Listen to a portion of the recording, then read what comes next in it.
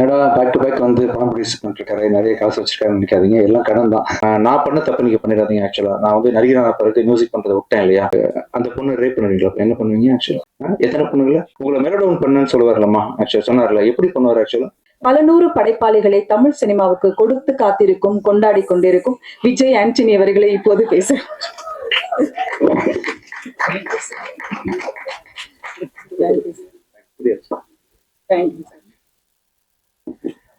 உங்க எல்லாருக்கும் என்னுடைய மாலை வணக்கம். ரொம்ப சந்தோஷமா இருக்கு, ரொம்ப நன்றி. Thank you so much, thank you.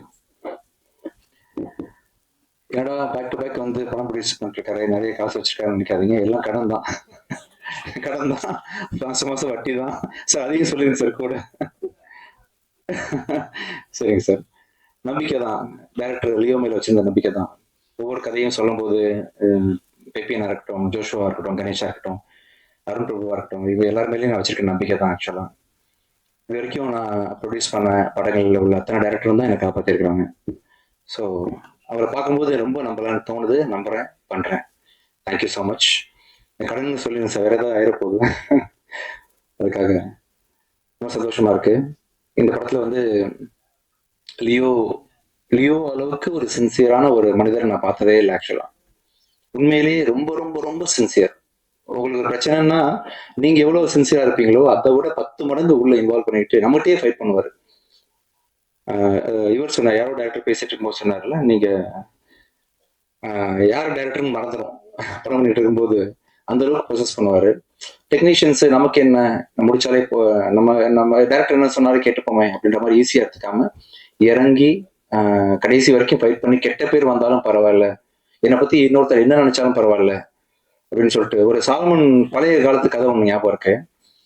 ஒரு குழந்தைய வந்து ஒரு அம்மா தூக்கிட்டு ஓடி வந்துட்டு, சார் இது ஏன் குழந்தைன்னு சொல்லி அழுவாங்க.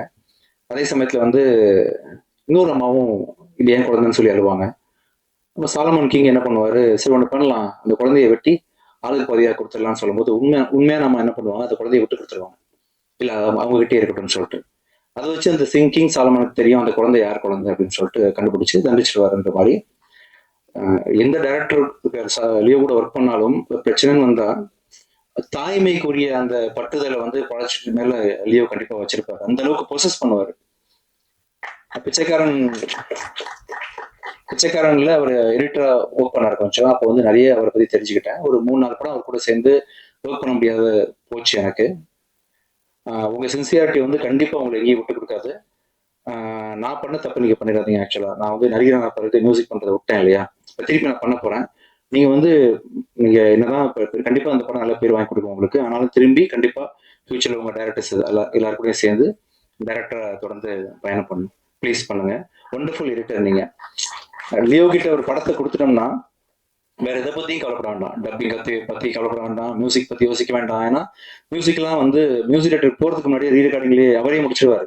ரஃபா இங்கிலீஷ் படத்தை போட்டு இது மாதிரி இருக்கலான்ற மாதிரி ஒரு டைரக்டருக்கு பக்காவான ஐடியா ஒன்று கொடுத்து ரொம்ப கான்ஃபிடன்ஸ் கொடுப்பாரு. கடைசி வரைக்கும் கூட இருப்பாரு. Wonderful technician.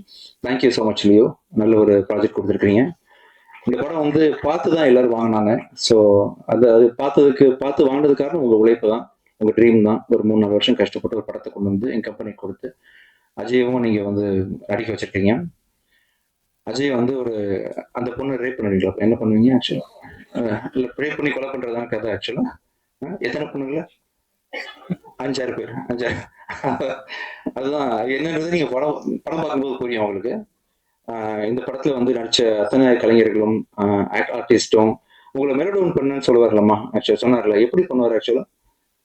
நான் என் ஒய்ஃபை பண்ணணும், அதுக்கு தான் கேட்குறேன். எப்படி அந்த மாதிரி பண்ண வருவாங்களா?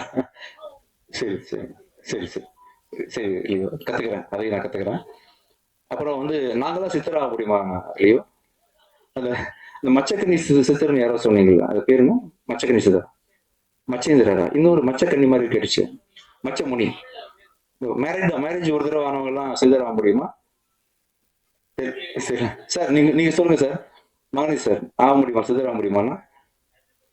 நான் ஏதாவது செய்ய முடியுமா சார் ஃபியூச்சர்ல சித்தராது ஒழுக்கத்துக்கிற முடியுமா?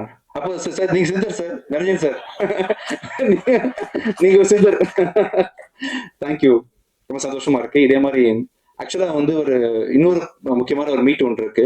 இந்த படத்தை போட்டு காமிச்சு முக்கியமான டைரக்டர்ஸ்க்குலாம் போட்டு காமிச்சு அதை வந்து பெரிய செலிப்ரேஷன் மாதிரி கொண்டாடணும் பிஃபோர் ரிலீஸ் நினைச்சோம். அப்போதான் ஒரு பெரிய ஈவெண்ட் பண்ணணும். இப்போ ட்ரெய்லர் மட்டும் சும்மா லான்ச் பண்ணலாம் நினைக்கும் போது தனஞ்சயன் சார் தான் பேஸ் பண்ணாங்க. இல்ல அது பண்ணாதீங்க, நீங்க எல்லாரையும் கூப்பிட்டு ஃபர்ஸ்ட்ல இருந்தே நீங்க செலிப்ரேஷன் ஆரம்பிச்சிருங்க அப்படின்னு சொன்னதுனால நீங்க சொன்னதான் இந்த ஃபங்க்ஷன் பண்ணேன் சார். Thank you so much. கண்டிப்பா இந்த படம் வந்து பெரிய நல்ல ஒரு படமா அமையும். இன்னைக்கு வந்து இந்த மார்கனோட ட்ரெய்லர் லான்ச், ஆடியோ லான்ச்ன்றதை தாண்டி எனக்கு ரொம்ப சந்தோஷமான விஷயம் வந்து என்னோட லைஃப்ல ஒவ்வொருத்தருக்கும் ஒரு முக்கியமான ஒரு தருணங்கள் இருக்கும் இல்லையா. பிறந்தோன்றது ஒரு முக்கியமான தருணம், கடைசியில் சாப்பிடுறது முக்கியமான 2 முக்கியமான டேட் நம்ம எல்லாருக்கும் இருக்கிற மாதிரி லைஃப்ல மேரேஜ்ன்றது ஒரு முக்கியமான தருணம்ன்ற மாதிரி, வேலை கிடைச்சது, ஃபர்ஸ்ட் சம்பளம் வாங்கணும், ஃபர்ஸ்ட் வேலை கிடைச்சதுன்றதெல்லாம் முக்கியமான தருணங்கள்ன்ற மாதிரி என் லைஃப்ல ஒரு முக்கியமான மைல் ஸ்டோன் அமைச்சு கொடுத்த சசி சார் வந்து விஷும் படத்தின் மூலமா என்ன மியூசிக் டைரக்டர் ஆக்குனாரு.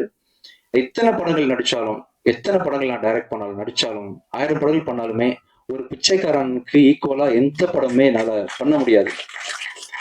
ஸோ மியூசிக் டைரக்டரா அறிமுகப்படுத்தி திருப்பி ஒரு 10 வருஷம் கழிச்சு திருப்பி நீங்க ஹீரோவா எத்தனை ஃபிளாப் கொடுத்தாலும் நீங்க நிக்கலாம், அந்த அளவுக்கு உங்களுக்கு ஸ்ட்ராங்கான படம் பண்றேன்னு சொல்லிட்டு என்ன நிக்க வச்சு ஒரு ஸ்ட்ராங்கான படம் பண்ணி கொடுத்த சசி சார் அவரோட டைரக்ஷன்ல அடுத்த படம், அதுவும் முக்கியமா வந்து அஜய்க்கு ஈக்குவலான ஒரு ரோல் கொடுத்து நீங்க பண்ணது ரொம்ப சந்தோஷம் சார் எனக்கு. இந்த ஈவெண்ட்ல அதை நீங்க அறிவிச்சதும் சரி, செகண்ட் படமாவே அஜய்க்கு ஒரு பிளஸிங் அமைஞ்சது எல்லாமே மிகப்பெரிய சந்தோஷம் கொடுத்துருக்கு எனக்கு. மற்றும் இந்த ஃபங்க்ஷனுக்கு வந்து அந்த லியோ இந்த மாதிரி ஒரு நல்ல டைரக்டர் இண்டஸ்ட்ரி கிடைச்சதுக்கு முக்கியமான காரணம் சிவகுமார் சார் நீங்க தான் சார். ஆக்சுவலா ஒரு ப்ரொடியூசருக்கு எவ்வளவு கன்விக்ஷன் கான்ஃபிடன்ஸ் இருந்த எடிட்டர் மேல நீங்க பேக் டு பேக் 15 படம் பண்ணிருக்கீங்க சார். 15 படத்தை நீங்க அவரை வச்சு நீங்க பண்ணது வந்து மிகப்பெரிய என்கரேஜ்மெண்ட். கண்டிப்பா ரொம்ப மிகப்பெரிய நன்றிகள் உங்களுக்கு சார். அமகரேஷன் சிவா சார், எங்க இருந்தாலும் நீங்க இருக்கீங்கன்ற ஒரு நம்பிக்கை எனக்கு எப்பவுமே இருந்துட்டு இருக்கும் சார். இந்த நிகழ்ச்சிக்கு வந்த எங்களை சிறப்பித்த அவர்களுக்கு மிக்க நன்றி. இங்க நிறைய பேர் நான் மறந்திருப்பேன், உங்க எல்லாருக்கும் மிக பணிவான நன்றிகளை தெரிவிச்சுக்கிறேன். Thank you so much. தேங்க்யூ. கேள்வி ஏதாவது நீங்க கேட்கணும்னா கேட்கலாம், நான் பதில் சொல்றேன்.